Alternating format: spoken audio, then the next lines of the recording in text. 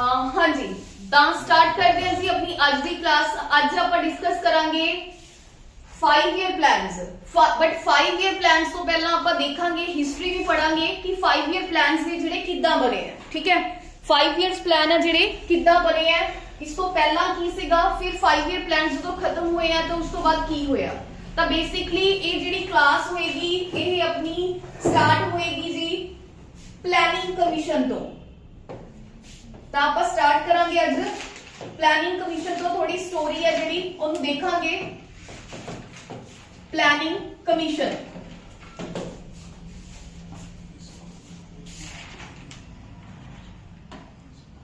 लो जी, तो देखो सब तो पहला अपन की पता है कि 26 जन 1950 ਨੂੰ ਆਪਾਂ जो इंडिया है वो बेसिकली की होया सीगा रिपब्लिक। राइट, ਇਹਦੇ ਵਿੱਚ ਤਾਂ ਕਿਸੇ ਨੂੰ ਕੋਈ ਡਾਊਟ ਨਹੀਂ। ਰਿਪਬਲਿਕ ਦਾ ਮਤਲਬ ਕੀ ਹੈ? ਇਲੈਕਟਿਡ ਹੈਡ, ਜਿਹੜੀ ਕੰਟਰੀ ਦਾ ਇੱਕ ਇਲੈਕਟਿਡ ਹੈਡ ਹੋਵੇ, बेसिकली प्रेसिडेंट है ना। तो इस तरीके इस चीज ਨੂੰ ਆਪਾਂ ਕੀ ਬੋਲਾਂਗੇ? Basically Republic. या फिर इस दिन ਆਪਾਂ ਨੇ ਕੀ ਕੀਤਾ ਸੀ, ਆਪਣਾ ਜਿਹੜਾ ਕਨਸਟੀਟਿਊਸ਼ਨ ਹੈ ਉਹ ਕੀ ਹੋਇਆ ਸੀਗਾ? ਐਨਫੋਰਸ ਹੋਇਆ ਸੀਗਾ। ਆਪਾਂ ਕੀ ਹੋਇਆ ਸੀਗਾ? ਗਣਤੰਤਰ ਦਿਵਸ ਹੈ ਜਿਹੜਾ ਜਾਂ ਰਿਪਬਲਿਕ ਡੇ ਆਪਾਂ 26 ਜਨਵਰੀ ਨੂੰ ਕੀ ਹੈ ਹਰ ਸਾਲ ਸੈਲੀਬ੍ਰੇਟ ਕਰਦੇ ਆ।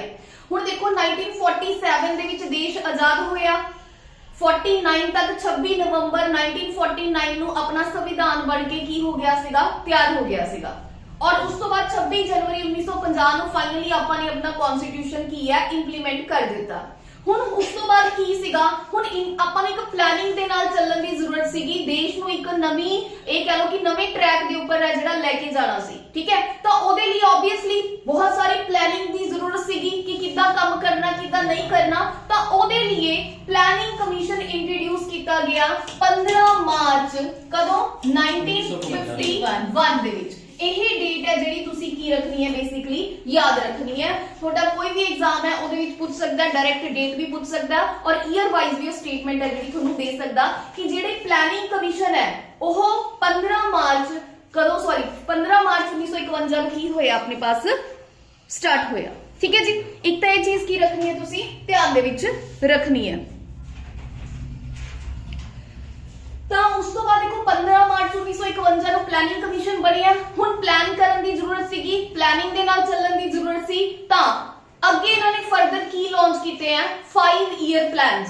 ਪਹਿਲਾ 5 ਈਅਰ ਪਲਾਨਸ ਕਿਹੜੇ ਸਾਲ ਦੇ ਵਿੱਚ ਸ਼ੁਰੂ ਹੋਇਆ? 1951 ਦੇ ਵਿੱਚ। ਠੀਕ ਹੈ, 5 ਸਾਲੀ ਯੋਜਨਾ ਜਿਹਨੂੰ ਆਪਾਂ ਪੰਜਾਬੀ ਦੇ ਵਿੱਚ ਕਹਿੰਦੇ ਆ। ਬਟ ਹੋਰ ਚੀਜ਼ਾਂ ਪਲੈਨਿੰਗ ਕਮਿਸ਼ਨ ਬਾਰੇ ਆਪਾਂ ਥੋੜੀਆਂ ਜੀਆਂ ਡਿਸਕਸ ਕਰ ਲੈਣੇ, ਸਮ ਟਾਈਮ ਪੇਪਰ ਦੇ ਵਿੱਚ ਜਿਹੜਾ ਪੁੱਛ ਲੈਂਦਾ। ਤਾਂ ਪਹਿਲੀ ਗੱਲ ਤਾਂ ਜਿਹੜਾ ਪਲੈਨਿੰਗ ਕਮਿਸ਼ਨ ਦਾ ਚੇਅਰਮੈਨ ਹੋਏਗਾ, ਪਲੈਨਿੰਗ ਕਮਿਸ਼ਨ ਦੇ ਜਿਹੜੇ ਚੇਅਰਮੈਨ ਹੋਣਗੇ, ਠੀਕ ਹੈ, ਉਹ ਬੇਸਿਕਲੀ ਕੌਣ ਹੋਣਗੇ? ਜੋ ਉਸ ਟਾਈਮ ਦੇ ਵਿੱਚ ਪੀਐਮ ਸੀ। ਕੌਣ ਸੀਗੇ ਪੀਐਮ? ਜਵਾਹਰ ਲਾਲ ਨਹਿਰੂ। ਇਹ ਚੀਜ਼ ਯਾਦ ਰੱਖਣੀ ਹੈ, ਮਤਲਬ ਪ੍ਰਾਈਮ ਮਿਨਿਸਟਰ ਹੋਣਗੇ। ਉਸ ਤੋਂ ਬਾਅਦ ਆਪਣੇ ਪਾਸ ਵਾਈਸ ਚੇਅਰਮੈਨ ਕੌਣ ਸੀਗੇ? ਇਹ ਕੁਐਸਚਨ ਹੈ ਜਿਹੜਾ ਪੁੱਛਿਆ ਗਿਆ ਜੀ ਕਿਤੇ। ਉਹ ਸੀਗੇ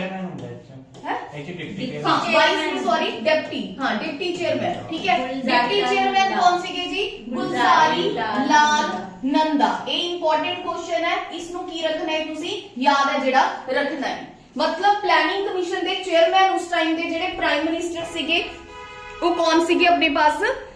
जवाहरलाल नेहरू। और जेड़े डिप्टी चेयरमैन सीगे वो कौन सीगे? अपने गुलजारी लाल नंदा। ਤਾਂ ਇਹ ਚੀਜ਼ ਤੁਸੀਂ ਧਿਆਨ ਰੱਖਣੀ ਹੈ।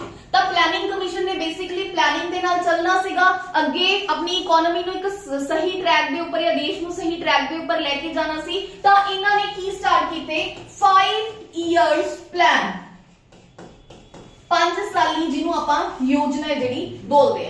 ਤਾਂ ਸਭ ਤੋਂ ਜਿਹੜਾ ਪਹਿਲਾ 5 ਈਅਰ ਪਲਾਨ ਸੀਗਾ ਉਹ ਕਿਹੜੇ ਸਾਲ ਦੇ ਵਿੱਚ ਸ਼ੁਰੂ ਹੋਇਆ? 1951 ਦੇ ਵਿੱਚ ਜਾ ਕੇ ਕੀ ਹੋਇਆ? ਸਟਾਰਟ ਹੋਇਆ। देखो प्लानिंग कमीशन बारे बहुत ज्यादा डिटेल दे विच आपां नूं पढ़न दी रिक्वायरमेंट नहीं हैगी। ठीक है, क्योंकि प्लानिंग कमीशन दे विचों जे क्वेश्चन बनदे आ, 3 की क्वेश्चन बनदे आ। एक तां फर्स्ट ऑफ ऑल किहड़े साल दे विच प्लानिंग कमीशन इंट्रोड्यूस होया? तां एग्जैक्ट याद रखनी है 15 मार्च 1951 दे विच। और दूसरा मतलब चेयरमैन जेडे कौन होंगे अपने उस टाइम दे प्राइम मिनिस्टर सीगे जवाहरलाल नेहरू। डिप्टी चेयरमैन कौन सीगे? ये इंपॉर्टेंट क्वेश्चन है, वो कौन सीगे? गुलजारी लाल नंदा। उस तो बाद 51 दे विच इन्हां दे तहत ही जेडे 5 ईयर प्लान सीगे वो की कीते गए सी? स्टार्ट है कीते गए सी। हुण 5 ईयर प्लान्स बहुत ज्यादा इंपॉर्टेंट है। 5 ईयर प्लान्स दे विचों क्वेश्चन बन ही जाता है। ਜਿਹੜਾ ਮਰਜ਼ੀ ਤੁਸੀਂ ਪੇਪਰ ਦੇ ਰਹੇ ਹੋ, ਚਾਹੇ ਤੁਸੀਂ ਸੀਬੀਟੀ ਇਨ ਦਾ ਸੈਂਸ ਕੰਪਿਊਟਰ ਬੇਸਡ ਟੈਸਟ ਦੇ ਰਹੇ ਹੋ ਜਾਂ ਆਫਲਾਈਨ ਪੇਪਰ ਦੇ ਰਹੇ ਹੋ, ਕਿਤੇ ਨਾ ਕਿਤੇ ਪਲੈਨਿੰਗ 5 ਈਅਰ ਪਲਾਨਸ ਦੇ ਵਿੱਚ ਜਿਹੜੇ ਕੁਐਸਚਨ ਨੇ ਉਹ ਬਣਦੇ ਆ। ਹੁਣ ਆਪਾਂ ਬੇਸਿਕਲੀ 5 ਈਅਰ ਪਲਾਨਸ ਨੂੰ ਕੀ ਕਰਾਂਗੇ, ਡਿਸਕਸ ਹੈ ਕਰਾਂਗੇ।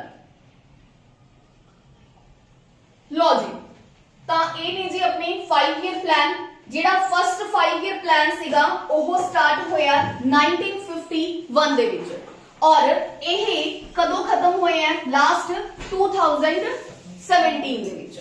ਠੀਕ ਹੈ, ਤਾਂ ਇਹ ਚੀਜ਼ ਈਅਰ ਯਾਦ ਰੱਖਣਾ। ਇਹ PSSB ਕਲਰਕ ਦੇ ਵਿੱਚ ਪੁੱਛਿਆ ਗਿਆ ਕੁਐਸਚਨ ਹੈ ਕਿ ਪਹਿਲਾ 5 ਈਅਰ ਪਲਾਨ ਹੈ ਜਿਹੜਾ ਉਹ ਕਿਹੜੇ ਸਾਲ ਦੇ ਵਿੱਚ ਸਟਾਰਟ ਹੋਇਆ, ਤਾਂ 1951 ਦੇ ਵਿੱਚ ਹੈ ਜਿਹੜਾ ਸਟਾਰਟ ਹੋਇਆ। Important question. ठीक है, 5 ईयर प्लान का मतलब की होगा, जे पहला प्लान 5 ईयर का होएगा 1951 ਦੇ ਵਿੱਚ ਸ਼ੁਰੂ ਹੋਏਗਾ ਤਾਂ ਕਿੱਥੇ ਤੱਕ ਚੱਲੇਗਾ, 1956 ਤੱਕ, 5 ਸਾਲੀ ਯੋਜਨਾ। ਠੀਕ ਹੈ, ਚਲਿਏ ਹੁਣ ਆਪਾਂ ਅੱਗੇ ਚਲੋ। ਹੁਣ ਦੇਖੋ ਪਹਿਲੇ 5 ਈਅਰ ਪਲਾਨ ਦੇ ਵਿੱਚ ਕਿਹੜੀਆਂ ਚੀਜ਼ਾਂ ਇੰਪੋਰਟੈਂਟ ਸੀਗੀਆਂ, ਉਹਨਾਂ ਸਾਰੀਆਂ ਨੂੰ ਆਪਾਂ ਇੱਥੇ ਕੀ ਕਰਾਂਗੇ, ਬੇਸਿਕਲੀ ਡਿਸਕਸ ਹੈ ਜਿਹੜਾ ਕਰਾਂਗੇ। ਦੇਖੋ ਜਿਹੜਾ ਫਸਟ 5 ਈਅਰ ਪਲਾਨ ਸੀਗਾ ਉਹਦਾ ਜਿਹੜਾ ਪ੍ਰਾਇਮਰੀ ਫੋਕਸ ਸੀਗਾ ਉਹ ਬੇਸਿਕਲੀ ਪ੍ਰਾਇਮਰੀ ਸੈਕਟਰ ਸੀਗਾ। ਹੁਣ ਪ੍ਰਾਇਮਰੀ ਸੈਕਟਰ ਬੇਸਿਕਲੀ ਕਿਹੜਾ ਸੈਕਟਰ ਹੁੰਦਾ ਹੈ ਆਪਣਾ, ਐਗਰੀਕਲਚਰ ਸੈਕਟਰ। ਕਿਸੇ ਵੀ ਦੇਸ਼ ਦੀ ਇਕਨੋਮੀ ਦੀ ਜਿਹੜੀ ਸ਼ੁਰੂਆਤ ਹੁੰਦੀ ਹੈ, ਡਿਵੈਲਪਮੈਂਟ ਹੁੰਦੀ ਆ, ਉਹ ਹਮੇਸ਼ਾ ਐਗਰੀਕਲਚਰ ਸੈਕਟਰ ਤੋਂ ਹੀ ਹੁੰਦੀ ਹੈ। ਠੀਕ ਹੈ, ਆਪਾਂ ਨੇ ਉਸ ਦਿਨ ਵੀ ਡਿਸਕਸ ਕੀਤਾ ਸੀਗਾ ਇਹ। ਤਾਂ ਪਹਿਲੇ 5 ਈਅਰ ਪਲਾਨ ਦਾ ਜਿਹੜਾ ਮੇਨ ਫੋਕਸ ਸੀਗਾ ਕਿ ਆਪਾਂ ਐਗਰੀਕਲਚਰ ਵੱਲ ਕੀ ਦਈਏ, ਧਿਆਨ ਦਈਏ। ਤਾਂ ਆਪਣਾ ਜਿਹੜਾ ਪ੍ਰਾਇਮਰੀ ਫੋਕਸ ਸੀਗਾ ਇਹ ਕਿਹੜਾ ਸੀਗਾ, ਐਗਰੀਕਲਚਰ। ठीक है, ਜਿਹਨੂੰ ਆਪਾਂ ਪ੍ਰਾਇਮਰੀ ਸੈਕਟਰ ਵੀ ਬੋਲਦੇ ਆ। ਅੱਛਾ, ਔਰ ਇਹ ਕਿਹੜਾ ਮਾਡਲ ਸੀਗਾ, ਇਹ ਬਹੁਤ ਵਾਰ ਕੁਐਸਚਨ ਹੈ ਜਿਹੜਾ ਪੁੱਛਦਾ ਹੈ। ਹਾਰੋ-ਡੋਮਨ ਮਾਡਲ ਦੇ ਉੱਪਰ ਆਪਣਾ ਫਸਟ 5 ਈਅਰ ਪਲਾਨ ਹੈ ਜਿਹੜਾ मतलब बेस्ड ਸੀਗਾ। देखो पहले 5 ईयर प्लान ਦੇ ਵਿੱਚੋਂ ਪੁੱਛਦਾ ਹੈ ਵੀ ਕਿਹੜੇ ਮਾਡਲ ਤੇ ਬੇਸਡ ਹੈ, ਸੈਕੰਡ 5 ईयर प्लान ਤੋਂ ਵੀ ਪੁੱਛਦਾ ਹੈ ਕਿ ਕਿਹੜੇ ਮਾਡਲ ਦੇ ਉੱਪਰ ਬੇਸਡ ਹੈ। ਤਾਂ ਪਹਿਲੇ ਦੋ ਆਪਣੇ ਜਿਹੜੇ 5 ईयर प्लान्स ਨੇ ਉਹਨਾਂ ਦੇ ਮਾਡਲ ਨੇ ਤੁਹਾਨੂੰ ਪਤਾ ਹੋਣੇ ਚਾਹੀਦੇ ਨੇ। ਠੀਕ ਹੈ ਜੀ। अच्छा, ਹੁਣ ਇਹਦੇ ਵਿੱਚ ਆਪਾਂ ਨੇ ਕੀ ਸੋਚਿਆ ਸੀ ਕਿ ਆਪਾਂ ਟਾਰਗੇਟ 2.1% ਗਰੋਥ ਦਾ ਕੀ ਕਰਦੇ ਆ, ਸੈੱਟ ਕਰ ਲੈਂਦੇ ਆ, ਬਟ ਐਕਚੁਅਲ ਦੇ ਵਿੱਚ ਟਾਰਗੇਟ ਕਿੰਨੀ ਆਪਾਂ ਨੇ ਗਰੋਥ ਅਚੀਵ ਕੀਤੀ, ਆਪਣੇ ਟਾਰਗੇਟ ਤੋਂ ਜ਼ਿਆਦਾ 3.6%। ਇਹ ਇੰਨਾ ਇੰਪੋਰਟੈਂਟ ਨਹੀਂ, ਬਸ ਇੰਨਾ ਜ਼ਰੂਰ ਪਤਾ ਹੋਣਾ ਚਾਹੀਦਾ ਕਿ ਆਪਣੇ ਫਸਟ 5 ਈਅਰ ਪਲਾਨ ਦੇ ਵਿੱਚ ਜਿੰਨਾ ਆਪਾਂ ਨੇ ਟਾਰਗੇਟ ਸੈੱਟ ਕੀਤਾ ਸੀਗਾ ਉਸ ਤੋਂ ਜ਼ਿਆਦਾ ਆਪਾਂ ਨੇ ਬੇਸਿਕਲੀ ਗਰੋਥ ਹੈ ਜਿਹੜੀ ਅਚੀਵ ਕੀਤੀ ਸੀ। ਠੀਕ ਹੈ, ਐਵੇਂ ਐਗਜ਼ੈਕਟ ਵੈਲਿਊ ਯਾਦ ਰੱਖਣ ਦੀ ਆਪਾਂ ਨੂੰ ਰਿਕੁਆਇਰਮੈਂਟ ਨਹੀਂ ਹੈਗੀ। अच्छा, आ बहुत इंपॉर्टेंट है, ये क्वेश्चन किते पूछा गया है कि जेड़ा अपना भाखड़ा डैम है ये कदों बनिया सीगा, ये ड्यूरिंग फर्स्ट 5 ईयर प्लान दे टाइम ही इंट्रोड्यूस कीता सी, क्योंकि ਇਹਦਾ प्राइमरी फोकस की सीगा एग्रीकल्चर। ਤਾਂ मल्टीपल इरिगेशन प्रोजेक्ट्स भी की कीते गए सीगे, इंट्रोड्यूस कीते गए सीगे। ਤਾਂ ਉਹਦੇ ਰਿਗਾਰਡਿੰग ही भाखड़ा नंगल डैम हो गया, हीराकुंड हो गया, दामोदर वैली, ਇਹ ਸਾਰੇ प्रोजेक्ट ने ਜਿਹੜੇ ਇਹ फर्स्ट 5 ईयर प्लान ਦੇ ਵਿੱਚ ਕੀ ਕੀਤੇ ਗਏ ਸੀਗੇ, ਸਟਾਰਟ ਹੈ ਜਿਹੜੇ ਕੀਤੇ ਗਏ ਸੀਗੇ। और यूजीसी पता है ना की ਹੁੰਦਾ है, union grant commission, university grant commission. ठीक है, ਇਹ ਵੀ ਕੀ ਹੋਇਆ ਸੀ, ਬੇਸਿਕਲੀ ਸੈਟਅਪ ਹੈ ਜਿਹੜਾ ਹੋਇਆ ਸੀਗਾ। ਤਾਂ ਪਹਿਲਾ 5 ਈਅਰ ਪਲਾਨ 1951 ਤੋਂ ਲੈ ਕੇ ਕਿੱਥੇ ਤੱਕ ਚੱਲਿਆ, 1956 ਤੱਕ। ਤਾਂ ਇਹ ਡਾਟਾ ਕੀ ਰੱਖਣਾ ਹੈ, ਤੁਸੀਂ ਧਿਆਨ ਦੇ ਵਿੱਚ ਰੱਖਣਾ ਹੈ। ਕਲੀਅਰ ਹੈ ਜੀ, ਕੋਈ ਡਾਊਟ ਇੱਥੋਂ ਤੱਕ ਕਿਸੇ ਨੂੰ? प्लानिंग कमीशन समझ आया थोड़ा बहुत?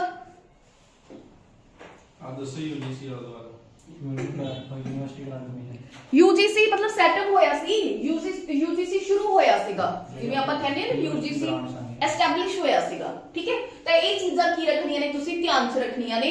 ਇਹਦੇ ਵਿੱਚੋਂ ਕੁਐਸਚਨ ਕੀ ਬਣਦਾ, ਇੱਕ ਤਾਂ ਹਾਰੋ-ਡੋਮਨ ਮਾਡਲ ਬਾਰੇ ਸਿੱਧਾ ਪੁੱਛਦਾ ਹੈ, ਇੱਕ ਆਹ ਤਿੰਨ ਜਿਹੜੇ ਪ੍ਰੋਜੈਕਟਸ ਨੇ ਲਾਂਚ ਹੋਏ ਨੇ ਇਹਦੇ ਬਾਰੇ ਸਿੱਧਾ ਪੁੱਛਦਾ ਹੈ। ਮਤਲਬ ਮੈਂ ਤੁਹਾਨੂੰ ਦੱਸ ਦਣੀ ਸਾਫ਼-ਸਾਫ਼ ਕਿ ਇਹ ਜਿਹੜੇ ਫਸਟ 5 ਈਅਰ ਪਲਾਨ ਦਾ ਈਅਰ ਤੁਹਾਨੂੰ ਯਾਦ ਰੱਖਣ ਦੀ ਜ਼ਰੂਰਤ ਹੈ। ਪਹਿਲਾ ਕੀ ਫੈਕਟ, ਦੂਸਰਾ ਆਪਾਂ ਨੂੰ ਮਾਡਲ ਯਾਦ ਰੱਖਣ ਦੀ ਜ਼ਰੂਰਤ ਹੈ, ਤੀਸਰਾ ਆਪਾਂ ਨੂੰ ਆ ਤਿੰਨ ਜਿਹੜੇ ਇਰੀਗੇਸ਼ਨ ਪ੍ਰੋਜੈਕਟਸ ਸਟਾਰਟ ਹੋਏ ਸੀਗੇ ਆਪਾਂ ਨੂੰ ਉਹ ਵੀ ਯਾਦ ਰੱਖਣ ਦੀ ਜ਼ਰੂਰਤ ਹੈ ਜਿਹੜੀ ਹੈਗੀ ਹੈ। ਠੀਕ ਹੈ, ਇਹ ਜੋ ਤਿੰਨ ਚੀਜ਼ਾਂ ਤੁਸੀਂ ਯਾਦ ਰੱਖਣੀਆਂ ਨੇ, ਬੇਸ਼ੱਕ ਬਾਕੀ ਜੇ ਤੁਸੀਂ ਨਹੀਂ ਯਾਦ ਰੱਖ ਸਕਦੇ ਕੋਈ ਇਸ਼ੂ। ਚਲੋ ਹੁਣ ਆਪਾਂ ਅੱਗੇ ਚੱਲਦੇ ਹਾਂ। ਫਸਟ 5 ਈਅਰ ਪਲਾਨ ਤੋਂ ਬਾਅਦ ਆਇਆ ਜੀ ਆਪਣਾ ਸੈਕਿੰਡ 5 ਈਅਰ ਪਲਾਨ, ਜਿਹੜਾ ਕਿ ਕਦੋਂ ਸਟਾਰਟ ਹੋਇਆ, 1956 ਤੋਂ ਲੈ ਕੇ 1961 ਤੱਕ। ਇਹਦਾ ਬੇਸਿਕਲੀ ਕੀ ਸੀਗਾ ਜੀ, ਆਪਣਾ ਟਾਈਮ ਪੀਰੀਅਡ ਹੈਗਾ ਸੀਗਾ। ਠੀਕ ਹੈ, 1956 ਤੋਂ ਲੈ ਕੇ 1961 ਤੱਕ।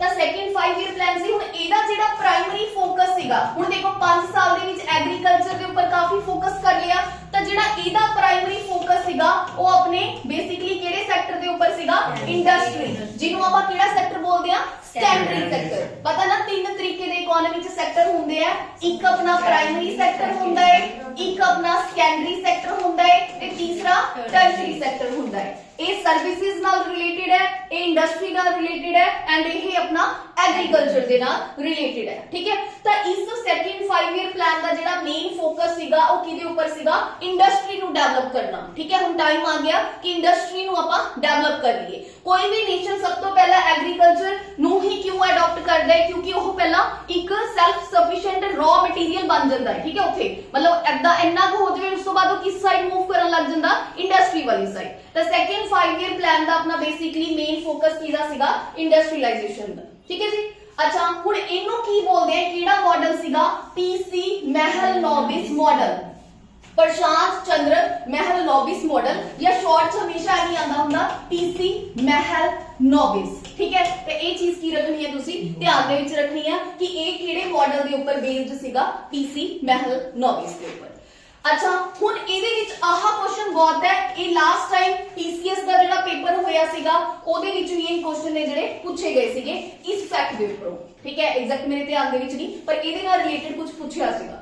ਤਾਂ ਦੇਖੋ ਕੀ ਹੋਇਆ ਸੀਗਾ, ਸਟੀਲ ਪਲਾਂਟ, ਕਿਉਂਕਿ ਇਹਦਾ ਜਿਹੜਾ ਇਹ ਸੈਕਿੰਡ 5 ਈਅਰ ਪਲਾਨ ਸੀਗਾ, ਇਹਦਾ ਮੇਨ ਏਮ ਸੀਗਾ ਇੰਡਸਟਰੀ ਦੇ ਉੱਪਰ। ਤਾਂ 3 ਸਟੀਲ ਪਲਾਂਟ ਹੈ ਜਿਹੜੇ ਲਗਾਏ ਗਏ ਸੀਗੇ, ਠੀਕ ਹੈ। ਪੁੱਛਦਾ ਹੈ ਜਿਵੇਂ ਭਿਲਾਈ ਸੀਗਾ, ਇਹ ਕਿਹਦੀ ਹੈਲਪ ਦੇ ਨਾਲ, यूएसएसआर दे नाल, ठीक है। दुर्गापुर ब्रिटेन दी हेल्प दे नाल, रुड़केला जर्मनी दी हेल्प दे नाल। तां 3 स्टील प्लांट सीगे जेडे की सीगे बेसिकली लगाए गए सी, केड़ी-केड़ी कंट्री दे नाल हेल्प दे नाल, वो नाल लिखिया होया। यूएसएसआर मतलब सोवियत यूनियन, रशिया, दुर्गापुर केड़ा, ब्रिटेन, रुड़केला जर्मनी, ठीक है। तां इहनूं किवें याद कर सकदे आ,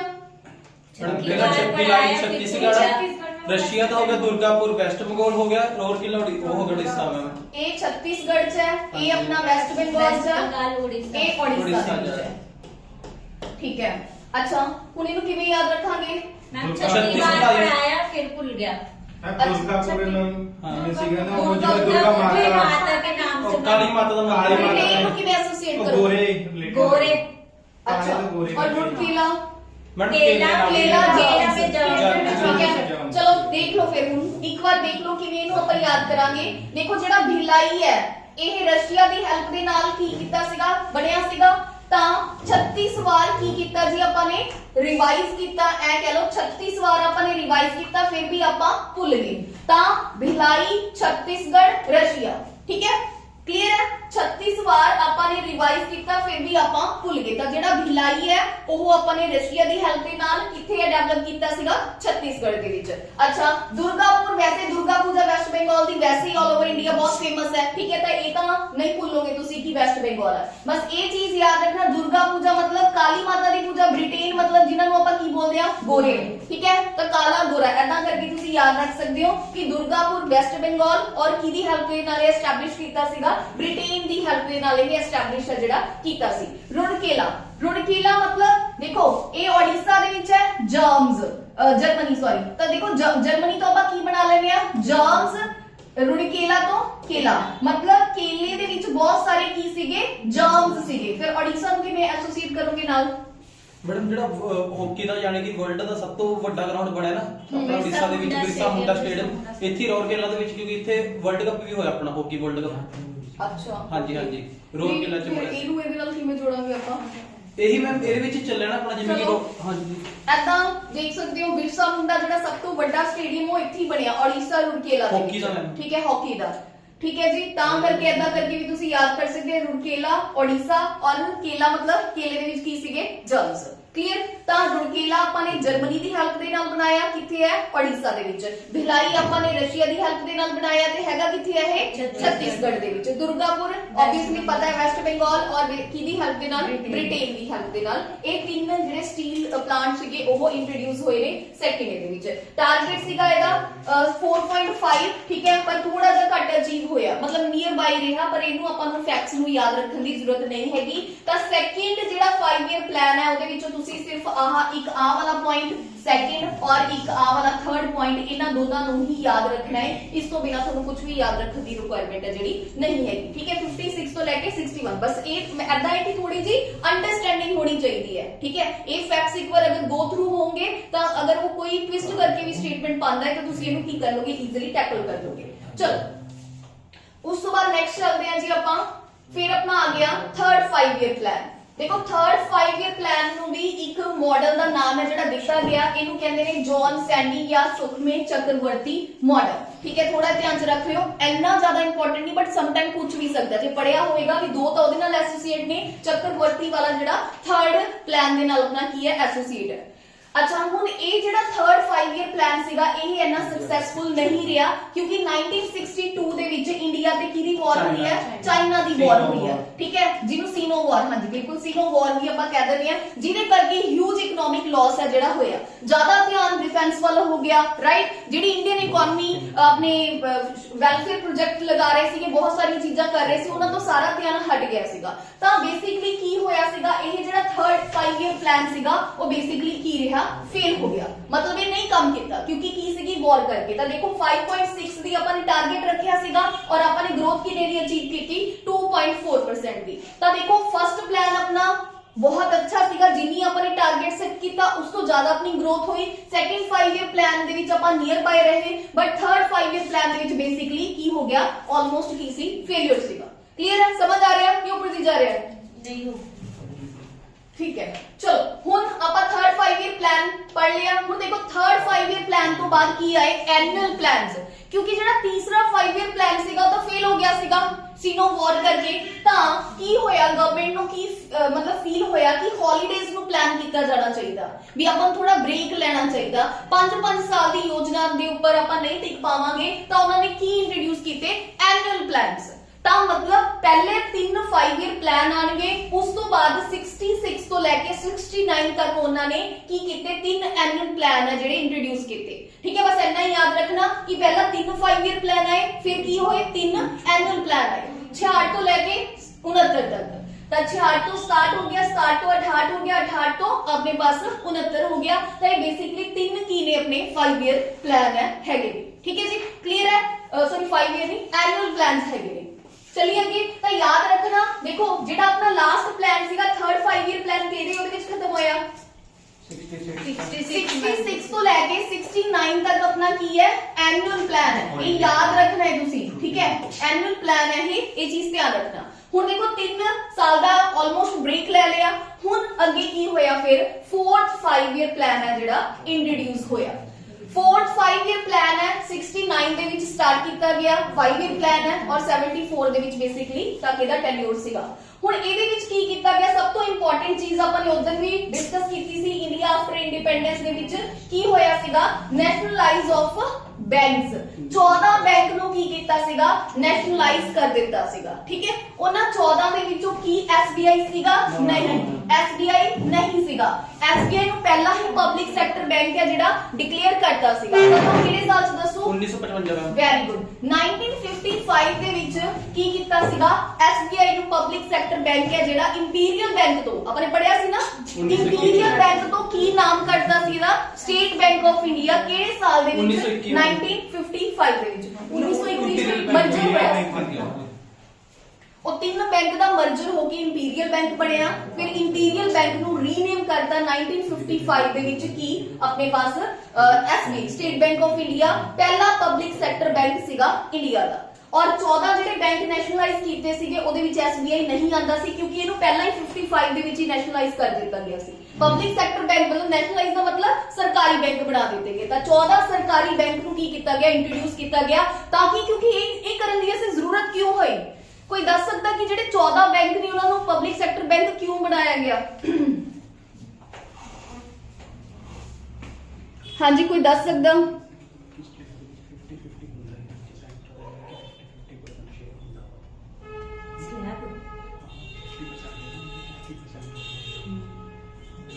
हाँ जी कोई दस सकता जी जेडे ये बैंक बने हैं 14 जेडे 14 बैंक थे नैशनलाइज कीते हैं, नैशनलाइज करने की जरूरत क्यों पई? तो देखो ध्यान देना सुनो क्योंकि उस टाइम ਦੇ ਵਿੱਚ ਜਿਹੜੀ ਇਕਨੋਮੀ ਦੀ ਸਿਚੁਏਸ਼ਨ ਇੰਨੀ ਵਧੀਆ ਤਾਂ ਨਹੀਂ ਸੀਗੀ ਠੀਕ ਹੈ ਲੋਕ ਕੀ ਕਰਦੇ ਸੀ ਜਿਹੜਾ ਪੈਸਾ ਹੈ ਆਪਣੇ ਕੋਲ ਰੱਖਣਾ ਪਸੰਦ ਕਰਦੇ ਸੀ ਕਿਉਂਕਿ ਕੋਈ ਵੀ ਪਬਲਿਕ ਸੈਕਟਰ ਬੈਂਕ ਹੈਗਾ ਹੀ ਨਹੀਂ ਸੀਗਾ ਪਬਲਿਕ ਸੈਕਟਰ ਬੈਂਕ ਦਾ ਇਨ ਦਾ ਸੈਂਸ ਸਰਕਾਰੀ ਬੈਂਕ ਉਹ ਚੀਜ਼ ਹੈ ਹੀ ਨਹੀਂ ਸੀ ਤਾਂ ਲੋਕਾਂ ਨੂੰ ਪ੍ਰਾਈਵੇਟ ਬੈਂਕ ਦੇ ਉੱਪਰ ਇੰਨਾ ਟਰਸਟ ਨਹੀਂ ਸੀਗਾ ਕੋਈ ਵੀ ਤੁਸੀਂ ਵੀ ਆਪਣਾ ਪੈਸਾ ਪ੍ਰਾਈਵੇਟ ਬੈਂਕ ਦੇ ਵਿੱਚ ਥੋੜਾ ਹੈਜ਼ਿਟੇਟ ਕਰੋਗੇ ਹੈ ਨਾ ਬਟ ਅੱਜ ਕੱਲ ਦਾ ਸਿਨੈਰੀਓ ਜਿਹੜਾ ਚੇਂਜ ਹੋ ਚੁੱਕਿਆ ਤਾਂ ਉਸ ਟਾਈਮ ਦੇ ਵਿੱਚ ਸਰਕਾਰ ਨੂੰ ਇਹ ਲੱਗਿਆ ਕਿ ਇਕਨੋਮੀ ਦੇ ਵਿੱਚ ਪੈਸਾ ਫਲੋ ਹੀ ਨਹੀਂ ਹੋ ਰਿਹਾ ਹੁਣ ਦੇਖੋ ਇਕਨੋਮੀ 'ਚ ਪੈਸਾ ਕਿਵੇਂ ਫਲੋ ਹੋਊਗਾ ਤੁਸੀਂ ਆਪਣੀਆਂ ਜਿਹੜਾ ਪੈਸਾ ਹੈ ਅਗਰ ਬੈਂਕ ਦੇ ਵਿੱਚ ਰੱਖਦੇ ਹੋ ਬੈਂਕ ਉਹਦਾ ਕੁਝ ਪਰਸੈਂਟ ਰੱਖ ਕੇ ਅੱਗੇ ਕੀ ਕਰ ਦਿੰਦਾ ਹੈ ਲੋਨ ਦੇ ਵਿੱਚ ਦੇ ਦਿੰਦਾ ਹੈ ਨਾ ਲੋਨ ਤੋਂ ਅੱਗੇ ਕੋਈ ਬਿਜ਼ਨਸ 'ਚ ਲਗਾ ਰਿਹਾ ਕੋਈ ਕਿਤੇ ਲਗਾ ਰਿਹਾ ਤਾਂ ਇਕਨੋਮੀ 'ਚ ਪੈਸਾ ਕੀ ਹੋ ਰਿਹਾ ਫਲੋ ਕਰ ਰਿਹਾ ਬਦਲੇ 'ਚ ਇੰਟਰਸਟ ਆ ਰਿਹਾ ਸਮਝ ਰਹੇ ਹੋ ਨਾ ਪਰ ਉਸ ਟਾਈਮ ਦੇ ਵਿੱਚ ਕੀ ਸੀ ਲੋਕ ਆਪਣਾ ਪੈਸਾ ਬੈਂਕਾਂ 'ਚ ਰੱਖਦੇ ਨਹੀਂ ਸੀ ਆਪਣੇ ਘਰਾਂ ਦੇ ਵਿੱਚ ਰੱਖਦੇ ਸੀ ਤਾਂ ਜਿਹਦੇ ਨਾਲ ਇਕਨੋਮੀ 'ਚ ਪੈਸਾ ਕੀ ਨਹੀਂ ਹੋ ਰਿਹਾ ਸੀ ਫਲੋ ਨਹੀਂ ਹੋ ਰਿਹਾ ਸੀਗਾ ਇਕਨੋਮੀ ਦੀ ਗਰੋਥ ਹੈ ਜਿਹੜੀ ਰੁਕ ਗਈ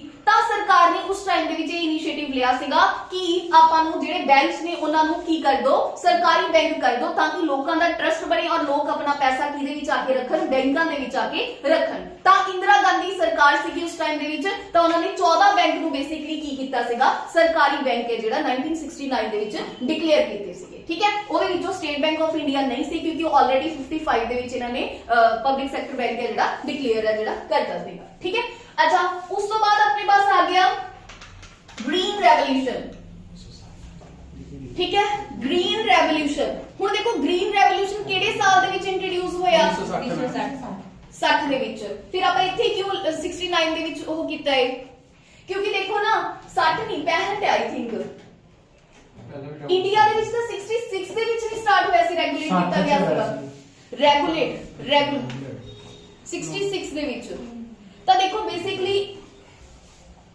1960 ਦੇ ਵਿੱਚ ਸੌਰੀ ਕੀ ਕਹਿ ਰਹੇ ਹੋ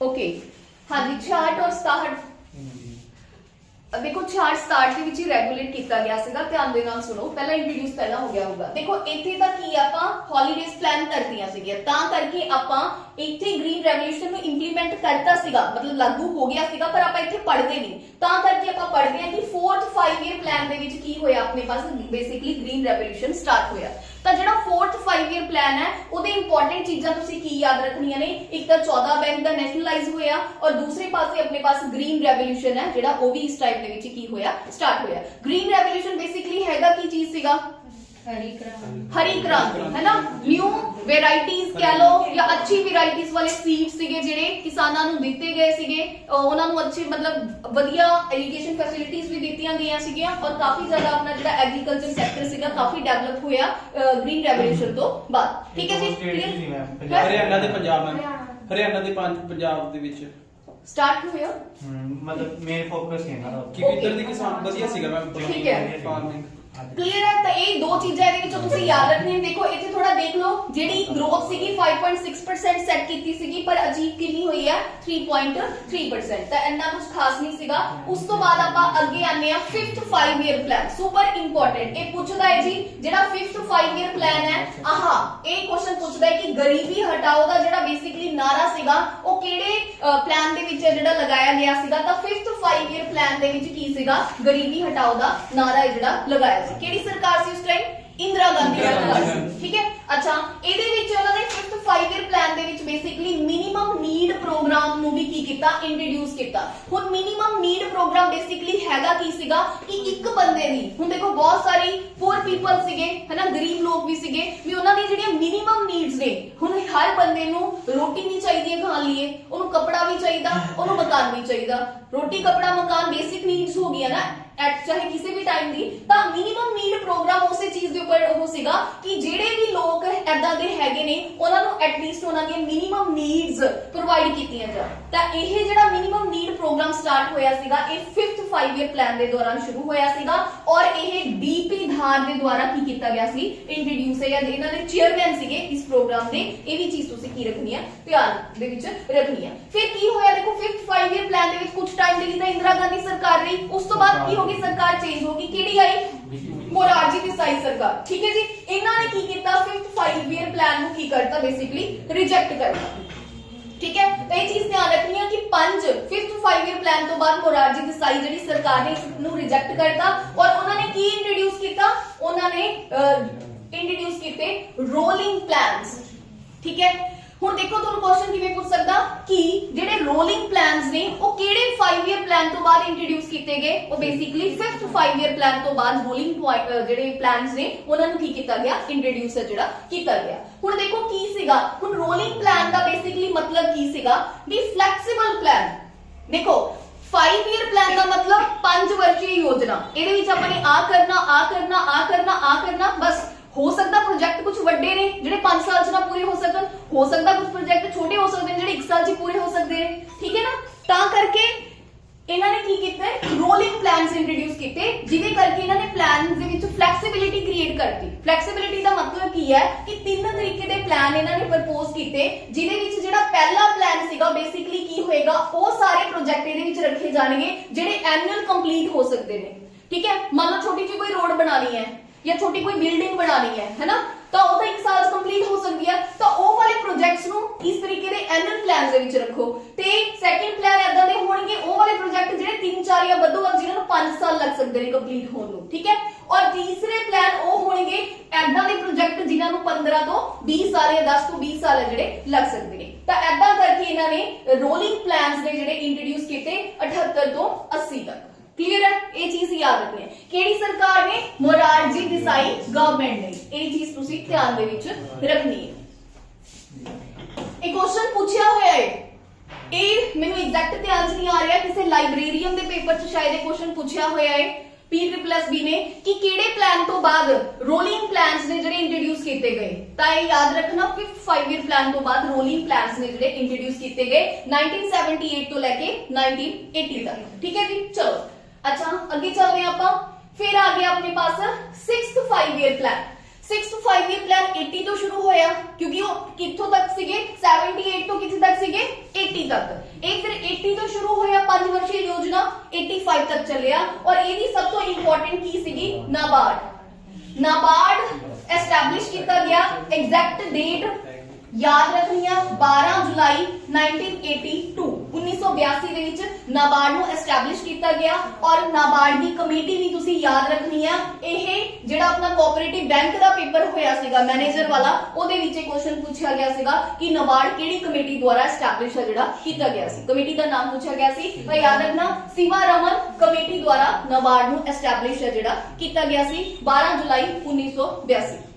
ਕਲੀਅਰ ਹੈ। ਚਲੋ अच्छा ते 3 steel plants 6th 5 year plan ਦੇ ਵਿੱਚ ਵੀ ਕੀ ਕੀਤੇ ਗਏ ਸੀ, ਇੰਟਰੋਡਿਊਸ ਕੀਤੇ ਗਏ ਸੀ। ਜਿਹੜੇ ਪਹਿਲਾਂ ਸਟੀਲ ਪਲਾਂਟਸ ਆਪਾਂ ਨੇ ਪੜ੍ਹੇ ਸੀ ਉਹ ਕਦੋਂ ਇੰਟਰੋਡਿਊਸ ਕੀਤੇ ਗਏ ਸੀ, ਕਿਹੜੇ, ਸੈਕਿੰਡ 5 ईयर प्लान। देखो सेकंड ਦੇ ਵਿੱਚ ਵੀ ਆਪਾਂ ਨੇ ਸਟੀਲ ਪਲਾਂਟਸ ਪੜ੍ਹੇ ਨੇ, ਫਿਰ ਯਾਦ ਰੱਖਣਾ ਆਪਾਂ ਨੇ 6th ਦੇ ਵਿੱਚ ਵੀ ਸਟੀਲ ਪਲਾਂਟਸ ਨੇ ਜਿਹੜੇ ਪੜ੍ਹੇ ਨੇ।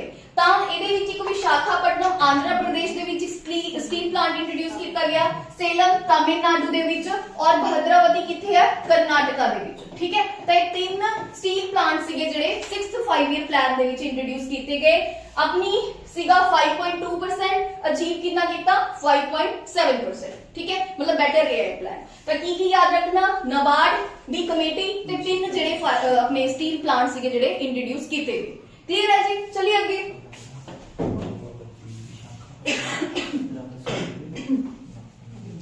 देखो 7th 5 ईयर प्लान 85 तो शुरू होया और कितने तक चलिया 90 तक। कुछ स्पेसिफिक नहीं है, जनरेटिंग एम्प्लॉयमेंट के ऊपर ध्यान दिता गया थ्रू किदे द्वारा, सोशल जस्टिस। सोशल जस्टिस का मतलब की होया, एम्प्लॉयमेंट क्रिएट किया बाय सोशल जस्टिस, समाजिक न्याय दिता गया है ना, इक्वलिटी रखी गई, जिन्नियां भी इंप्लॉयमेंट्स ने ਉਹਦੇ ਵਿੱਚ ਇਕੁਐਲਿਟੀ ਹੋਣੀ ਚਾਹੀਦੀ ਹੈ, ਸਭ ਨੂੰ ਬਰਾਬਰ ਦਾ ਹੱਕ ਦੇਣਾ, ਉਹ ਸਾਰੀ ਚੀਜ਼ ਸੀਗੀ। ਇਹਦੇ ਵਿੱਚ ਕੁਝ ਖਾਸ ਨਹੀਂ ਹੈਗਾ 7th 5 ईयर प्लान ਦੇ ਵਿੱਚ, ਬਸ ਥੋੜਾ ਧਿਆਨ ਰੱਖਿਓ ਕਿ ਇੰਪਲॉयमेंट ਦੇ ਉੱਪਰ ਕੀ ਕੀਤਾ ਗਿਆ, ਧਿਆਨ ਦਿੱਤਾ ਗਿਆ। ਔਰ ਇੰਡਸਟਰੀ ਨੂੰ ਅਪਗ੍ਰੇਡ ਕੀਤਾ ਗਿਆ ਕਿਹਦੇ ਥਰੂ, ਬਾय ਟੈਕਨੋਲੋਜੀ, ਕਿਉਂਕਿ ਨਵੀਂ ਟੈਕਨੋਲੋਜੀ ਇੰਟਰੋਡਿਊਸ ਹੋ ਗਈ ਸੀਗੀ, ਤਾਂ ਇੰਡਸਟਰੀ ਨੂੰ ਟੈਕਨੋਲੋਜੀ ਦੇ ਥਰੂ ਅਪਗ੍ਰੇਡ ਕੀਤਾ ਗਿਆ। ਔਰ ਦੂਸਰੀ ਚੀਜ਼ ਕੀ ਯਾਦ ਰੱਖਣੀ ਆ, ਇੰਪਲॉयमेंट ਜਨਰੇਸ਼ਨ ਜ਼ਿਆਦਾ ਤੋਂ ਜ਼ਿਆਦਾ ਜਿਹੜੀ ਕੀਤੀ ਗਈ, ਠੀਕ ਹੈ ਜੀ। ਤਾਂ ਇਹਦੇ ਵਿੱਚੋਂ ਕੁਝ ਇੰਨਾ ਇੰਪੋਰਟੈਂਟ ਨਹੀਂ, ਤੁਸੀਂ ਛੱਡ ਸਕਦੇ ਹੋ ਇਹਨੂੰ। ਜੇ 7th 5 ईयर प्लान ਦਾ ਬਸ ਥੋੜਾ ਈਅਰ ਧਿਆਨ ਚ ਰੱਖਿਓ, ਔਰ ਇੰਨਾ ਧਿਆਨ ਰੱਖਿਓ ਕਿ ਇੰਪਲॉयमेंट ਵੱਲ ਕੀ ਦਿੱਤਾ ਗਿਆ, ਇਹਦੇ ਵਿੱਚ ਧਿਆਨ ਹੈ ਜਿਹੜਾ ਦਿੱਤਾ ਗਿਆ, ਠੀਕ ਹੈ ਜੀ। ਕਲੀਅਰ ਹੈ। ਚਲੋ 7th 5 ईयर प्लान ਤੋਂ ਬਾਅਦ ਫਿਰ ਕੀ ਹੋਇਆ ਜੀ, ਫਿਰ ਐਨੂਅਲ ਪਲਾਨ ਹੈ ਜਿਹੜੇ ਇੰਟਰੋਡਿਊਸ ਹੋਏ। ਐਨੂਅਲ ਪਲਾਨ ਆਪਾਂ ਨੇ ਪਹਿਲਾਂ ਕਦੋਂ ਪੜ੍ਹੇ ਸੀਗੇ ਦੱਸੋ, 3 ਤੋਂ ਬਾਅਦ हाँ 3 ਤੋਂ ਬਾਅਦ थर्ड 5 ईयर प्लान तो बाद ਆਪਾਂ ਨੇ ਫਿਰ ਐਨੂਅਲ ਪਲਾਨ ਪੜੇ ਸੀਗੇ ਕਿੰਨੇ ਐਨੂਅਲ ਪਲਾਨ ਸੀਗੇ 3 ਐਨੂਅਲ ਪਲਾਨ ਸੀਗੇ ਉਸ ਤੋਂ ਬਾਅਦ ਆਪਾਂ ਨੇ 4th 5 ईयर प्लान ਪੜਿਆ ਫਿਰ ਆਪਾਂ ਨੇ 5th 5 ईयर प्लान ਪੜਿਆ ਫਿਰ ਆਪਾਂ ਨੇ ਰੋਲਿੰਗ ਪਲਾਨਸ ਪੜੇ ਠੀਕ ਹੈ 2 ਸਾਲ ਦੇ ਲਈ ਸੀਗੇ 78 ਤੋਂ ਲੈ ਕੇ ਉਹ 80 ਤੱਕ ਉਸ ਤੋਂ ਬਾਅਦ ਆਪਾਂ ਨੇ ਕੀ ਪੜਿਆ 6th 5 year plan 7th 5 year plan ਫਿਰ 7th 5 ईयर प्लान ਤੋਂ ਬਾਅਦ ਫਿਰ ਕੀ ਹੋ ਗਏ ਐਨੂਅਲ ਪਲਾਨ ਹੁਣ ਇੱਥੇ ਐਨੂਅਲ ਪਲਾਨ ਦੀ ਜ਼ਰੂਰਤ ਕੀ ਪੈਗੀ ਦੱਸੇਗਾ ਜੀ ਕੋਈ इकोनॉमिक सिचुएशन चेंज कर LPG ਵੀ ਆ ਗਿਆ ਸੀਗਾ ਮੈਮ ਤੇ 88 ਵਿੱਚੋਂ ਚਲਾ ਗਿਆ ਸੀਗਾ ਰਾਜੀਵ ਗਾਂਧੀ ਤਾਂ ਉਹ ਫਿਰ ਅਸੀਂ ਕੌਣ ਸੇਵਾ ਲੈ ਕੇ ਆਏ थे अपनी एलपीजी ਨਰਸਿਮਹਾ ਰਾਓ ਸੀਗਾ ਨਾ ਚਲੋ ਹਾਂ क्राइसिस आ गई क्राइसिस आ गई थी ਕੀ ਹੋਇਆ ਸੀਗਾ ਤੇ ਬਾਲੀ ਕੰਪਨੀ ਕਿ ਉਸ ਟਾਈਮ ਦੇ ਵਿੱਚ ਇਕਨੋਮਿਕ ਬਹੁਤ ਵੱਡੇ ਕ੍ਰਾਈਸਿਸ ਨੇ ਜਿਹੜੇ ਇੰਡੀਆ ਦੇ ਵਿੱਚ ਆ ਗਏ ਸੀ ਆਪਣਾ ਜਿਹੜਾ ਫੋਰੈਕਸ ਰਿਜ਼ਰਵ ਸੀਗਾ ਆਲਮੋਸਟ ਖਤਮ ਹੋਣ ਵਾਲਾ ਸੀਗਾ ਤਾਂ ਉਸ ਟਾਈਮ ਦੇ ਵਿੱਚ ਕਾਫੀ ਵੱਡਾ ਜਿਹੜਾ ਡਿਸੀਜਨ ਲੈਣ ਦੀ ਜ਼ਰੂਰਤ ਫੀਲ ਹੋ ਰਹੀ ਸੀਗੀ ਤਾਂ ਕਿਉਂਕਿ ਆਪਣੀ ਇਕਨੋਮਿਕ ਸਿਚੁਏਸ਼ਨ ਕਾਫੀ ਜ਼ਿਆਦਾ ਚੇਂਜ ਹੋ ਗਈ ਸੀਗੀ ਉਹਦੀ ਵਜ੍ਹਾ ਕਰਕੇ ਐਨੂਅਲ ਪਲਾਨ ਨੇ ਜਿਹੜੇ ਇੰਟਰੋਡਿਊਸ ਕਰਨੇ ਪਏ 5 ਈਅਰ ਪਲਾਨਸ ਨੂੰ ਫਿਰ ਤੋਂ ਰੋਕਣਾ ਪਿਆ ਠੀਕ ਹੈ ਔਰ ਇੱਥੇ ਬਿਗਨਿੰਗ ਹੋ ਗਈ ਸੀਗੀ ਇਸ ਚੀਜ਼ ਦੀ ਸ਼ੁਰੂਆਤ ਹੋ ਗਈ ਸੀ ਕਿਹਦੀ ਐਲਪੀਜੀ ਦੀ ਐਲਪੀਜੀ ਦਾ ਮਤਲਬ ਕੀ ਸੀਗਾ ਲਿਬਰਲਾਈਜੇਸ਼ਨ ਪ੍ਰਾਈਵੇਟਾਈਜੇਸ਼ਨ ਐਂਡ ਗਲੋਬਲਾਈਜੇਸ਼ਨ मतलब बेसिकली की सीगा जदों एलपीजी रिफॉर्म्स इंट्रोड्यूस होने तो पहला बेसिकली की सीगा Indian economy they which foreign जेडे कोई भी इन्वेस्टमेंट अगर कोई कंपनी करना चाहती सी ओदे ऊपर काफी ज्यादा रिस्ट्रिक्शन सीगियां जेडे प्राइवेट प्लेयर सीगे वो इन्वेस्टमेंट करना चाहते सी उन्हां दे ऊपर काफी बंदिशां सीगियां काफी ज्यादा लाइसेंस सी मतलब हार्ड एंड फास्ट रूल सी मतलब होल एंड सोल इकोनॉमी नु सरकार ने अपने हाथ दे विच जेड़ा रखिया होया सीगा ठीक है तां जदों हुण देखिया भी सरकार दी सिचुएशन खराब हो गई अपना जेड़ा फॉरेक्स रिजर्व है ऑलमोस्ट खत्म होने के किनारे पे आ गया तो उस टाइम दे विच सरकार ने एक ड्रास्टिक डिसीजन लिया कि हुण आपां इंडियन इकोनॉमी नु की कर देने आ प्राइवेट प्लेयर्स दे हाथ दे विच रख दिंदे आ ठीक है लिबरलाइजेशन दा मतलब की है कि जिवें लाइसेंस भी पहला बहुत हार्ड एंड फास्ट रूल हुंदे सीगे और की कीता गया बंदिशां जेहड़ियां खत्म कर दित्तियां गईयां प्राइवेटाइजेशन दा मतलब की सीगा बेसिकली प्राइवेट प्लेयर्स नु इकोनॉमी च एंट्री करन दे दित्ती ठीक है भी कोई फैक्ट्री लगाना चाहता कोई कुछ करना चाहता वो की कर सकदा ओदे लिए कोई ज्यादा लाइसेंस वगैरह नहीं लेने पड़ेंगे ठीक है ग्लोबलाइजेशन का मतलब की है कि इंडिया का जिहड़ा व्यापार है वो इंटरनेशनल लेवल तक आपां वधाईए जोड़िए ताकि इंडियन इकोनॉमी की जिहड़ी ग्रोथ है वो बढ़े ता एलपीजी रिफॉर्म बेसिकली ता कदों इंट्रोड्यूस होया 1991 दे विच उस टाइम दे विच केड़ी सरकार सीगी मनमोहन सिंह गवर्नमेंट सीगी ठीक है ਨਰਸਿਮਹਾ ਰਾਓ मनमोहन सिंह फाइनेंस मिनिस्टर नरसिम्हा राव वो सीगा नरसिम्हा राव जी सरकार थी जी वो ठीक है फाइनेंस 1991 ਦੇ ਵਿੱਚ ਕੀ ਹੋਇਆ ਜੀ 1992 में आए थे इंट्रोड्यूस 1991 ਚ ਹੋ ਗਏ ਸੀ ਇੰਪਲੀਮੈਂਟੇਸ਼ਨ 1992 ਦੇ ਵਿੱਚ ਹੋਈ ਸੀ ਹਾਂ। ਠੀਕ ਹੈ ਇਹ ਚੀਜ਼ ਧਿਆਨ ਰੱਖਿਓ 1991 ਦੇ ਵਿੱਚ ਇਹਨਾਂ ਦੀ ਸ਼ੁਰੂਆਤ ਹੋ ਗਈ ਸੀ ਫਾਈਨਲ ਜਿਹੜਾ ਇੰਪਲੀਮੈਂਟ ਕੀਤਾ ਸੀਗਾ ਉਹ 1992 ਦੇ ਵਿੱਚ ਕੀਤਾ ਸੀਗਾ ਐਲਪੀਜੀ ਠੀਕ ਹੈ ਤਾਂ ਇਹ ਕੀ ਹੈ ਆਪਣੇ ਡਿਸਕਸ ਕਰ ਲਿਆ 90 ਤੋਂ 91 ਵੀ ਆਪਣਾ ਐਨੂਅਲ ਪਲਾਨ ਸੀਗਾ 91 ਤੋਂ 92 ਵੀ ਆਪਣਾ ਐਨੂਅਲ ਪਲਾਨ ਸੀ ਇਸੇ ਲਈ ਆਪਾਂ ਐਲਪੀਜੀ ਜਿਹੜੇ ਰਿਫਾਰਮ ਪੜ੍ਹਦੇ ਆ ਉਹ ਕਿਹਦੇ ਵਿੱਚ ਪੜ੍ਹਦੇ ਆ ਕਿ ਨੈਕਸਟ 5 ਈਅਰ ਪਲਾਨ ਦੇ ਵਿੱਚ ਆ ਗਏ ਕਿਉਂਕਿ ਇਹ ਤਾਂ ਐਨੂਅਲ ਪਲਾਨ ਹੋ ਗਏ ਨਾ ਉਹ ਪੁੱਛਦਾ ਹੈ ਕਿ ਜਿਹੜੇ ਐਲਪੀਜੀ ਰਿਫਾਰਮ ਨੇ ਕਿਹੜੇ 5 ਈਅਰ ਪਲਾਨ ਸੀ ਹੁਣ ਇਹ 5 ਈਅਰ ਪਲਾਨ ਦਾ ਹੈ ਨਹੀਂਗਾ ਤਾਂ ਆਪਾਂ ਇਹਦੇ ਵਿੱਚ ਨਹੀਂ ਕਹਿ ਸਕਦੇ ਤਾਂ ਹੁਣ ਉਹ ਕਿਹਦੇ ਵਿੱਚ ਆਣਗੇ 8th 5 ਈਅਰ ਪਲਾਨ ਦੇ ਵਿੱਚ ਆਪਣੇ ਬੇਸਿਕਲੀ ਐਲਪੀਜੀ ਕੀ ਹੋਇਆ ਸੀ ਸ਼ੁਰੂ ਹੋਇਆ ਸੀ ਆਪਾਂ ਐਦਾਂ ਕਰਾਂਗੇ ਕਲੀਅਰ ਹੁਣ ਦੇਖੋ modernisation of industry major highlight of this plan obviously ਕੀ ਹੋ ਗਿਆ ਸੀ ਐਲਪੀਜੀ ਰਿਫਾਰਮ ਇੰਟਰੋਡਿਊਸ ਹੋ ਗਏ ਸੀਗੇ ਤਾਂ ਆਪਣੀ ਇੰਡਸਟਰੀ ਦੇ ਵਿੱਚ ਕਾਫੀ ਸਾਰਾ ਕੀ ਹੋਇਆ ਜੀ ਚੇਂਜ ਹੋਇਆ India became member of World Trade Organisation in 1995 ਹੁਣ ਦੇਖੋ ਕੀ ਹੈ ਇੰਡੀਆ ਨੇ ਆਪਣਾ ਜਿਹੜਾ ਵਪਾਰ ਹੈ ਉਹ ਇੰਟਰਨੈਸ਼ਨਲ ਦੂਸਰੇ ਜਿਹੜੇ ਆਪਣੇ ਦੇਸ਼ ਨੇ ਉਹਨਾਂ ਦੇ ਨਾਲ ਜੋੜਿਆ ਤਾਂ इंटरनेशनल लेवल पे इंडिया ਨੂੰ ਆਪਣਾ ਵਪਾਰ ਘੁਮਾਉਣ ਦੇ ਲਈ ਖੇਡਣ ਦੇ ਲਈ ਵਟਐਵਰ ਜੋ ਮਰਜ਼ੀ ਕਹਿ ਸਕਦੇ ਆ ਵਰਲਡ ਟ੍ਰੇਡ ਆਰਗੇਨਾਈਜੇਸ਼ਨ ਦਾ ਜਿਹੜਾ ਮੈਂਬਰ ਹੈ ਉਹ ਵੀ ਬਣਨਾ ਪਿਆ ਠੀਕ ਹੈ ਤਾਂ ਇਸੇ ਲਈ ਇੰਡੀਆ 1995 ਦੇ ਵਿੱਚ ਵਰਲਡ ਟ੍ਰੇਡ ਆਰਗੇਨਾਈਜੇਸ਼ਨ ਦੇਖੋ ਵਰਲਡ ਟ੍ਰੇਡ ਆਰਗੇਨਾਈਜੇਸ਼ਨ ਕੀ ਹੈ ਬੇਸਿਕਲੀ ਇਹ ਇੱਕ ਆਰਗੇਨਾਈਜੇਸ਼ਨ ਹੈ ਪੂਰੇ ਵਰਲਡ ਦੇ ਵਿੱਚ ਜਿਹੜਾ ਕਿ ਟ੍ਰੇਡ ਨੂੰ ਕੀ ਕਰਦੀ ਹੈ ਰੈਗੂਲੇਟ ਕਰਦੀ ਹੈ ਜਿਹੜੀਆਂ ਆਪਸ ਚ ਦੇਸ਼ ਟ੍ਰੇਡ ਕਰਦੇ ਨੇ ਉਹਨਾਂ ਦੇ ਕੁਝ ਰੂਲਸ ਨੇ ਉਹਨਾਂ ਦੇ ਉੱਪਰ ਕੁਝ ਬਾਉਂਡੇਸ਼ਨਸ ਨੇ ਉਹ ਸਾਰੀਆਂ ਚੀਜ਼ਾਂ ਨੂੰ ਕੌਣ ਦੇਖਦਾ ਹੈ ਵਰਲਡ ਟ੍ਰੇਡ ਆਰਗੇਨਾਈਜੇਸ਼ਨ ਤਾਂ ਇੰਟਰਨੈਸ਼ਨਲ ਲੈਵਲ ਤੇ ਟ੍ਰੇਡ ਕਰਨ ਲਈ ਇੰਡੀਆ ਨੂੰ WTO ਦਾ ਮੈਂਬਰ ਹੈ ਜਿਹੜਾ ਬਣਨਾ ਪਿਆ ਸੀ ਤਾਂ ਯਾਦ ਰੱਖਣਾ 8th 5 ਈਅਰ ਪਲਾਨ ਦੇ ਵਿੱਚ ਵਰਲਡ ਟ੍ਰੇਡ ਆਰਗੇਨਾਈਜੇਸ਼ਨ ਦਾ ਇੰਡੀਆ ਕੀ ਬਣਿਆ ਮੈਂਬਰ ਬਣਿਆ PPSC ਵਰਗੇ ਪੇਪਰ 'ਚ ਐਦਾਂ ਦੀ ਸਟੇਟਮੈਂਟ ਬਣਾ ਕੇ ਕੁਐਸਚਨ ਹੈ ਜਿਹੜਾ ਪੁੱਛ ਸਕਦੇ ਠੀਕ ਹੈ ਜੀ ਉਸ ਤੋਂ ਬਾਅਦ ਆਪਣੇ ਪਾਸ ਕੀ ਹੋਇਆ universal of elementary education and complete eradication of illiteracy 15 ਤੋਂ 35 ਸਾਲ ਦੇ ਲੋਕਾਂ ਦੇ ਵਿੱਚ। ਇਹ ਬੇਸਿਕ ਇੰਪੋਰਟੈਂਟ ਹੈ ਕਿ 15 ਤੋਂ 35 ਸਾਲ ਦੇ ਲੋਕਾਂ ਦੇ ਵਿੱਚ ਜਿਹੜੀ ਆਪਣੀ ਇਲਿਟਰੇਸੀ ਹੈ ਉਸ ਚੀਜ਼ ਨੂੰ ਖਤਮ ਕਰਨਾ। ਮਤਲਬ ਲਿਟਰੇਟ ਦੀ ਜਿਹੜੀ ਡੈਫੀਨੇਸ਼ਨ ਹੈ ਆਪਣੀ ਇੰਡੀਆ ਦੇ ਅਕੋਰਡਿੰਗ ਉਹ ਕੀ ਹੈ ਵੀ ਇੱਕ ਪੜ੍ਹਿਆ ਲਿਖਿਆ ਬੰਦਾ ਕਿਹਨੂੰ ਕਿਹਾ ਜਾਂਦਾ? जो अपने साइन कर हाँ, जो अपना नाम लिख सके, ठीक है, जो अपना नाम लिख सके एग्जैक्ट दोनों लैंग्वेज है ना, आई थिंक इंग्लिश और हिंदी ਦੇ ਵਿੱਚ ਹੈ ਨਾ, ਉਹਨੂੰ ਕੀ ਕਿਹਾ ਜਾਂਦਾ? ਲਿਟਰੇਟ ਕਿਹਾ ਜਾਂਦਾ। ਤਾਂ ਇਸ ਲਈ ਆਪਾਂ ਨੇ ਇਲਿਟਰੇਸੀ ਖਤਮ ਕਰਨੀ ਹੈ, ਇਸ ਲਈ ਇਸ ਪਲਾਨ ਦੇ ਵਿੱਚ ਸੋਚਿਆ ਕਿ 15 ਤੋਂ ਲੈ ਕੇ 35 ਸਾਲ ਦੇ ਜਿਹੜੇ ਲੋਕ ਨੇ, ਇਸ ਵਰਗ ਦੇ ਲੋਕ ਨੇ, ਉਹਨਾਂ ਦੇ ਵਿੱਚ ਜਿਹੜੀ ਇਲਿਟਰੇਸੀ ਹੈ, ਠੀਕ ਹੈ, ਉਹਨੂੰ ਖਤਮ ਕਰਨਾ। ਬੇਸਿਕਲੀ ਐਟਲੀਸਟ ਉਹਨਾਂ ਨੂੰ ਉਹਨਾਂ ਦਾ ਨਾਮ ਲਿਖਣਾ ਜਿਹੜਾ ਸਿਖਾਣਾ ਹੈ, ਕਿਉਂਕਿ ਲਿਟਰੇਟ ਦੀ ਇੱਕ ਡੈਫੀਨੇਸ਼ਨ ਆਪਣੀ ਇੰਡੀਅਨ ਦੇ ਵਿੱਚ ਇਹੀ ਹੈ ਕਿ ਜਿਹੜੇ ਪਰਸਨ ਨੂੰ ਉਹਨੂੰ ਆਪਾਂ ਲਿਟਰੇਟ ਮੰਨਦੇ ਆ ਜਿਹਨੂੰ ਆਪਣਾ ਨਾਮ ਲਿਖਣਾ ਆਉਂਦਾ ਹੈ ਜਾਂ ਪੜ੍ਹਨਾ ਆਉਂਦਾ ਹੈ। ਠੀਕ ਹੈ, ਕਲੀਅਰ ਹੈ? ਚਲੋ, ਟਾਰਗੇਟ ਸੀਗਾ ਇਹਦਾ 5.6%, ਅਚੀਵਡ ਕੀਤਾ 6.8%, ਮਤਲਬ ਵਧੀਆ ਰਿਹਾ ਕਿਉਂਕਿ ਐਲਪੀਜੀ ਇੰਟਰੋਡਿਊਸ ਹੋ ਗਿਆ ਸੀ। ਠੀਕ ਹੈ ਨਾ, ਸਮਝ ਰਹੇ ਹੋ? ਐਲਪੀਜੀ ਜਦੋਂ ਇੰਟਰੋਡਿਊਸ ਹੋਇਆ ਆਬਵੀਅਸਲੀ ਬਹੁਤ ਜ਼ਿਆਦਾ ਗਰੋਥ ਹੈ ਜਿਹੜੀ ਹੋਣੀ ਸੀਗੀ, ਤਾਂ ਕਰਕੇ ਜਿਹੜਾ ਆਪਣਾ 8 5 ਈਅਰ ਪਲਾਨ ਸੀਗਾ ਉਹ ਵੀ ਕੀ ਰਿਹਾ? ਸਕਸੈਸਫੁਲ ਰਿਹਾ। ਠੀਕ ਹੈ ਜੀ, ਚਲਿਏ ਅੱਗੇ। ज्यादातर देखो पढ़ने वाला जेड़ा 8th 5 ईयर प्लान तक ही है, उस तो बाद कुछ अगे खास नहीं हैगा। ਆਪਾਂ ਦੇਖਦੇ ਹਾਂ ਫਿਰ ਸੀਗਾ 9th 5 ईयर प्लान। ਜਿਹੜਾ 9th 5 ईयर प्लान ਸੀਗਾ 1907 ਤੋਂ ਲੈ ਕੇ 2002 ਤੱਕ ਚੱਲਿਆ। ਇਹਦਾ ਆ ਫੋਕਸ ਯਾਦ ਰੱਖਣਾ ਹੈ, ਕਈ ਵਾਰ ਇਹ ਚੀਜ਼ ਡਾਇਰੈਕਟ ਹੈ ਜਿਹੜਾ ਪੁੱਛ ਲੈਂਦਾ ਹੈ। ਠੀਕ ਹੈ, ਕਿ ਜਿਹੜਾ ਇਹ ਵਾਲਾ ਜਿਹੜਾ ਏਮ ਹੈ ਹੁਣ ਡਾਇਰੈਕਟ ਲਿਖ ਲੇਗਾ ਕਿ ਕਿਹੜੇ 5 ईयर प्लान ਦੇ ਵਿੱਚ ਸੀਗਾ। ਤਾਂ ਯਾਦ ਰੱਖਣਾ growth and social justice and equality. Growth समझ रहे हो? ग्रोथ, सोशल जस्टिस का मतलब, सोशल का मतलब सामाजिक, जस्टिस का मतलब न्याय। ठीक है, सामाजिक न्याय होना चाहिए एंड इक्वलिटी सारे की होने चाहिए ने, बराबर होने चाहिए ने। ये 9th 5 ईयर प्लान का बेसिकली की सीगा, एम सीगा, ये याद रखना। अच्छा, 10th 5 ईयर प्लान ये बहुत इंपॉर्टेंट है। 20 पॉइंट प्रोग्राम नु इंट्रोड्यूस किया गया।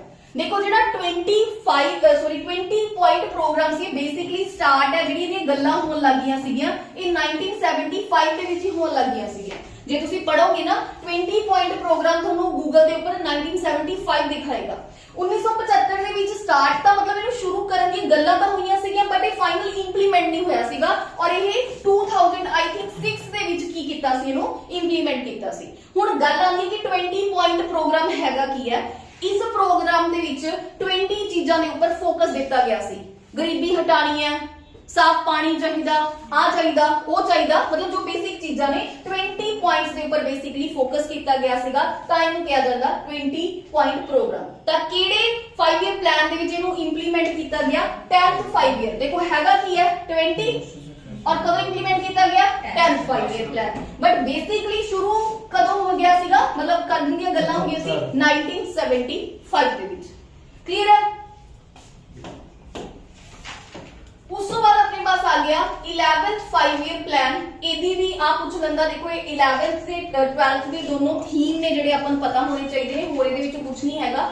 Towards a faster and more inclusive growth. ठीक है, एनरोलमेंट इन हायर एजुकेशन ਦੇ ਵਿੱਚ एनरोलमेंट ਹੈ ਜਿਹੜੀ ਹੋ ਗਈ ਸੀ ਏਜ ਗਰੁੱਪ ਉਹਦਾ 18 ਤੋਂ 23 ਸਾਲ। ਇੰਨਾ ਇੰਪੋਰਟੈਂਟ ਨਹੀਂ ਬਟ ਆਪ ਏਮ ਹੈ ਜਿਹੜਾ ਜ਼ਰੂਰੀ ਯਾਦ ਰੱਖਿਓ।